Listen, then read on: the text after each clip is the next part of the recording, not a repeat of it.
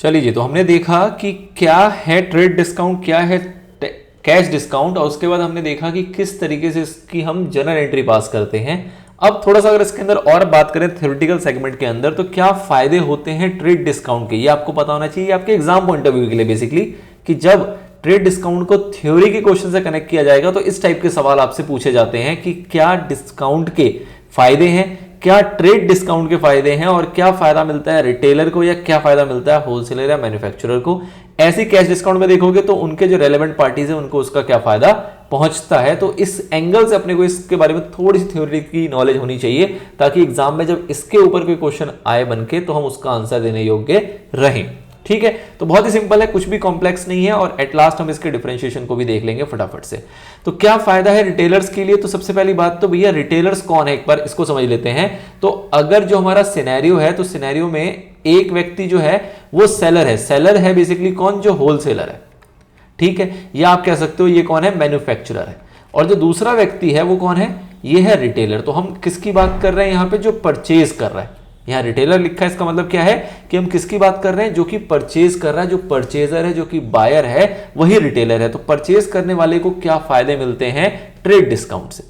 ठीक है, तो परचेज करने वाले की ऑब्वियस सी बात है, जो कॉस्ट ऑफ परचेज है वो कम हो जाती है, और कॉस्ट ऑफ परचेज जब कम होगी तो उसका प्रॉफिट का मार्जिन बढ़ जाएगा। सर इसको ऐसा समझाओ, जैसे कि हमने पिछले पार्ट में जब एग्जांपल देखा था, तो कोई व्यक्ति, ये रिटेलर सपोज 1 किलो 50 के हिसाब से खरीदता था, 5-10 किलो खरीद के लाता था, तो ये जब 50 रुपए का खरीद के लाता था और ये मार्केट में बेचता था 60 रुपए का, तो इसको प्रॉफिट जो है वो 10 रुपए पर केजी होता था। अब जब इसने बल्क में परचेज किया तो हमने देखा कि इसने जब बल्क में खरीदा तो इसको 40 रुपए पर केजी बिका है, पड़ा है जब इसने खरीदा। अब इसको बेचेगा कितने का, तो 60 का तो बेचता ही, चाहे तो 1-2 रुपए का डिस्काउंट भी दे दे, बट अगर ये 60 का बेचता है तो जिसका प्रॉफिट मार्जिन है वो 20 रुपए पर केजी हो गया, जो कि पहले कितना हुआ करता था, 10 रुपए पर केजी।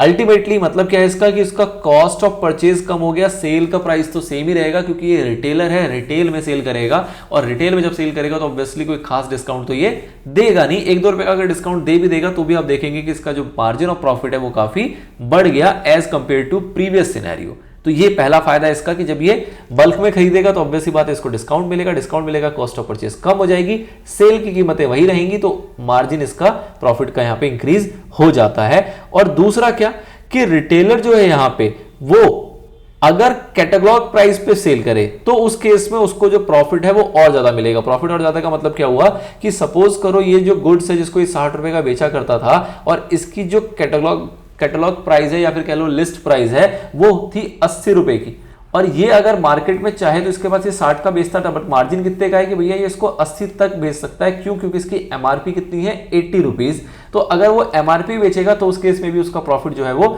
बढ़ेगा। अल्टीमेटली क्रक्स क्या है कि रिटेलर को फायदा ये होता है कि उसका कॉस्ट ऑफ परचेज कम हो जाता है, नंबर 1, और कॉस्ट ऑफ परचेज कम होने की वजह से उसका जो प्रॉफिट मार्जिन है वो बढ़ जाता है, नंबर 2। ठीक है, अब बात करते हैं होलसेलर और मैन्युफैक्चरर के पॉइंट ऑफ व्यू से कि इनको क्या फायदा है। तो पहला तो ये कि जब ये किसी को ऑफर करते हैं कि भैया बल्क में खरीदो, बल्क में खरीदो, तो अल्टीमेटली होता क्या है कि इसका सेल बढ़ जाता है। मतलब कि जब कोई 1-1 किलो, 5-5 किलो, 10-10 किलो करके खरीदेगा तो इनको बहुत सारे कस्टमर ढूंढने पड़ेंगे। बट अगर ऐसे कस्टमर्स हो जो कि 1 किलो खरीदने आए थे और इन्होंने डिस्काउंट का लालच देके उसको 100 केजी परचेज करा दिया या 1000 केजी परचेज करा दिया, तो काइंड ऑफ थिंग्स इस सिनेरियो में क्या होगा, अल्टीमेटली जो होलसेलर उसकी सेल्स जो होगी वो इनहेंस हो जाती है, काफी बढ़ जाती है। ठीक है सर, डिस्काउंट दे रहा है, कुछ नुकसान है वो ठीक है, बट फायदा क्या है, हमें फायदा का सेगमेंट देखना है। तो फायदा क्या है कि उसकी सेल्स काफी गुना इंक्रीज हो जाती है, नंबर 1। दूसरा क्या है कि जब आप डिस्काउंट देते हो तो सामने वाले को एक लगता है कि हाँ भैया ये जो मेरा होलसेलर है ये मुझे एज कंपेयर टू मार्केट में सबसे चीप प्राइस पे ऑफर कर रहा है, और उससे क्या है कि आप अपनी कॉम्पिटेटिव मार्केट में स्टैंड बना पाते हो। मतलब कि ये सारी चीजें आप अपने इकोनॉमिक्स में पढ़ते होंगे कि जब आप डिस्काउंट देते हैं तो एक कॉम्पिटिशन की दुनिया है, और कॉम्पिटिशन की दुनिया में सपोज कोई 10% का डिस्काउंट दे रहा है, तो उस केस में अगर आपका होलसेलर आपको 12% का डिस्काउंट देगा तो आप बोलोगे कि ठीक है यही बढ़िया है, और वही अगर वो 5% का डिस्काउंट दे रहा होगा तो आप इसे छोड़ के भाग जाओगे दूसरे के पास जो कि 10% का डिस्काउंट आपको ऑलरेडी ऑफर कर रहा है। तो ये आपको एक कंपटीशन में खड़े होने की भी मदद करता है ट्रेड डिस्काउंट, जिसके अंदर हम डिस्काउंट को प्ले कर सकते हैं, कभी बढ़ा सकते हैं कभी घटा सकते हैं, depending upon the competition, depending upon the competitors की वो क्या डिस्काउंट ऑफर कर रहे हैं, उस अकॉर्डिंग हम भी इसके ऊपर गेम खेल सकते हैं। थर्ड पॉइंट आता है आपका कि आप डिफरेंशिएशन कर सकते हो। डिफरेंशिएशन का मतलब क्या है कि अगर आप बार बार अपनी एमआरपी को ही चेंज करोगे, कैटलॉग प्राइस को ही चेंज कर दोगे, लिस्ट प्राइस को ही चेंज कर दोगे, तो उसी प्राइस पे आपको ए को भी बेचना पड़ेगा और उसी प्राइस पे आपको बी को भी बेचना पड़ेगा। लेकिन आपको पता है कि ए जो है वो आपका रेगुलर कस्टमर है और बी जो है वो आपका ओकेजनल कस्टमर है, वो कभी आपसे भी खरीदता है, कभी किसी और से भी खरीद लेता है। इस सिचुएशन में आप भी चाहते हो कि ए को ज्यादा बेनिफिट दो और बी को आप कंपैरेटिवली कम बेनिफिट प्रोवाइड करो। तो आप डिस्काउंट में ये गेम इजीली प्ले कर पाओगे जब आपकी एमआरपी तो रहेगी 80 रुपए की ही, लेकिन आप किसी को बोलोगे कि ले भाई तेरे को 30% डिस्काउंट देते हैं और किसी को बोलोगे लो जी तुमको 10% डिस्काउंट देंगे या सिर्फ 5% डिस्काउंट देंगे। तो इस सिनेरियो में आप डिस्काउंट से डिपेंडिंग अपॉन योर कस्टमर्स भी आप प्ले कर पाते हो, अच्छे कस्टमर्स को ज्यादा बेनिफिट दे पाते हो और जो आपके कस्टमर लॉयल नहीं है, जो आपके कस्टमर रेगुलर नहीं है, उनको आप कंपैरेटिवली कम डिस्काउंट में भी डील कर पाते हो। ठीक है। उसके बाद जो मैंने एक पॉइंट आपको पहले बताया था कि अगर बार बार आप एमआरपी या कैटलॉग प्राइस में चेंजेस करोगे तो उससे क्या होगी, आपकी प्रिंटिंग कॉस्ट बढ़ जाएगी, आपको बार बार प्रिंट कराना पड़ेगा सभी के ऊपर प्राइसिंग को। उससे बेटर होता है कि प्राइसिंग जैसी प्रिंट हो गई है एक बार उसको वही रहने दें और हम डिस्काउंट्स में ऊपर नीचे करते रहें, तो उससे आपकी अल्टीमेटली रीप्रिंटिंग कॉस्ट जो है वो काफी हद तक कम हो जाती है, आपको बार बार प्रिंट्स वगैरह नहीं कराने पड़ते। ठीक है, ये है ट्रेड डिस्काउंट के बेनिफिट्स जो भी उनके पार्टीज हैं उनके लिए। अब बात करें अगर कैश डिस्काउंट तो इसके क्या बेनिफिट्स हैं, तो इसके अंदर पार्टी कौन है, इसके अंदर भी पार्टी वही है सेलर और बायर, बट इसके अंदर हम होलसेलर या रिटेलर वर्ड यूज नहीं करते। क्यों?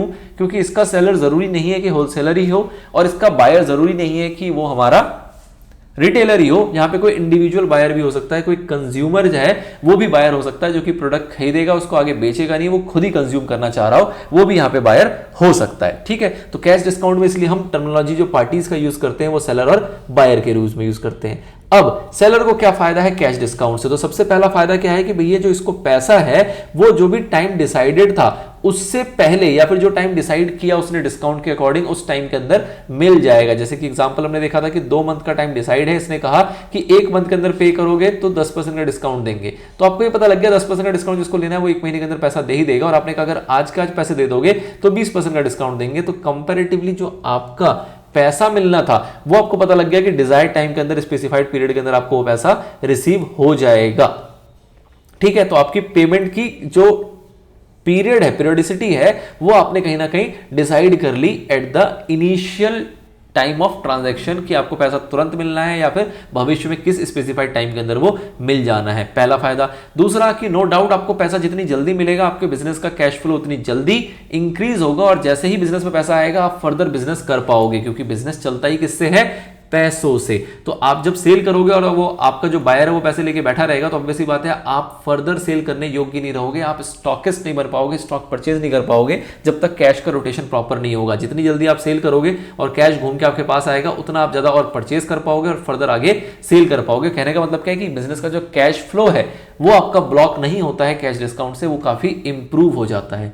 नंबर 3 आता है बैड डेट। बैड डेट क्या है सर, कि हमें पता है कि अब आप उधार दोगे और उधार देके जितने ज्यादा लंबे समय का उधार दोगे उतने ज्यादा आपके बैड डेट होने की संभावनाएं बढ़ जाएगी। मतलब कि जैसे हमने एग्जांपल देखा था अपने पिछले वाले पार्ट में, तो हमने कहा था कि अगर किसी को 4,000 रुपए मिलने हैं 2 महीने के बाद, आपने कहा लाओ अभी के अभी दोगे 3600 में निपटा देते हैं, तो आपको यार 400 रुपये का नुकसान तो हो रहा है, लेकिन ये पता है कि अगर 2 महीने बाद अगर ये व्यक्ति ये 4,000 देने योग्य नहीं रहा या किसी भी रीजन से आपके पैसे लेके भाग गया तो ये रिस्क इसके साथ जुड़ा हुआ है जो कि 2 महीने तक आप रिस्क कैरी करोगे। बट अगर आपको अभी के अभी पैसा मिल जाएगा तो डिस्काउंट दिया, ये आपका नुकसान हुआ बट आपका रिस्क जो है वो खत्म हो गया, एक तरीके से आपका बैड डेट जो है वो 0 पे आ गया। वही अगर आपने इसको पीरियड कुछ मिनिमाइज किया था, सपोज 2 महीने का 1 महीने, तो चांसेस ऑफ बैड डेट आपके रिड्यूस हो जाते हैं। मतलब कि जितनी जल्दी आपको पैसा मिलेगा आपकी बैड डेट की संभावनाएं उतनी कम हो जाएंगी। जितनी ज्यादा आप क्रेडिट दोगे, जितने ज्यादा लंबे समय का क्रेडिट दोगे, आपकी बैड डेट की संभावनाएं उतनी बढ़ जाती है। बिल्कुल सही।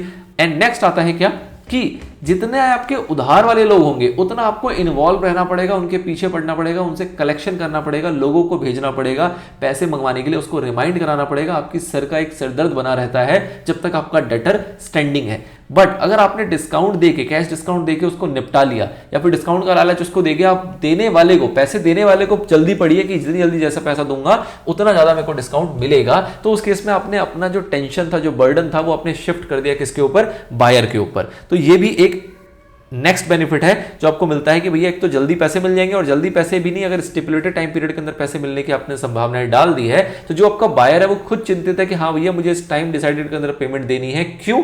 क्योंकि अगर वो टाइम डिसाइडेड के अंदर पेमेंट दे देगा तो उसको क्या मिलेगा? डिस्काउंट मिलेगा, अदरवाइज वो डिस्काउंट नहीं मिल पाएगा। तो इस टाइप की जो बेनिफिट्स हैं वो मिलते हैं किसको? सेलर को। नाउ बायर की बात करें कि बायर को यहां क्या बेनिफिट मिलता है, तो बायर का पहला बेनिफिट है the earlier the buyer pays the higher he earns in cash discount. मतलब कि जितनी जल्दी पैसा देगा, जैसे कि हमने देखा कि भैया 1 महीने के अंदर पैसा दोगे तो 10% का डिस्काउंट, लेकिन तुरंत दे दोगे तो 20% का डिस्काउंट। तो जितनी जल्दी वो पेमेंट देगा उतना ज्यादा डिस्काउंट मिलेगा। तो ऑब्वियस सी बात है डिस्काउंट है तो this is the benefit for the buyer. सबसे अल्टीमेट बेनिफिट तो बायर का यही है कि उसको डिस्काउंट मिलेगा, और जितनी जल्दी पैसे दे देगा उतना ज्यादा डिस्काउंट मिलेगा, मतलब ज्यादा वो मुनाफा कमा सकता है जल्दी भुगतान करने से। ठीक है सर।